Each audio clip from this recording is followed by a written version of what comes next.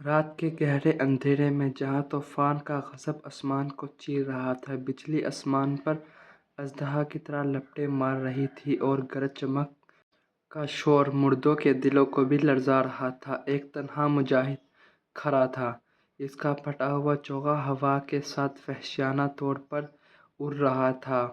بارش کی تیز لٹھیں اس کے چہرے پر کوڑے برسا رہی تھیں، اس کی آنکھوں میں اٹل عزم کی آگ بھڑک رہی تھی۔ اس نے کانپتے مگر لوہے جیسے مضبوط ہاتھوں کو آسمان کی طرف اٹھایا اور طوفان میں گھنٹوں کی آواز میں چیخ کر بولا، میں ہار نہیں مانوں گا، نہ تم سے، نہ تقدیر سے، نہ اس اندھیرے سے جو میری روح کو نگلنے پر تلا ہے۔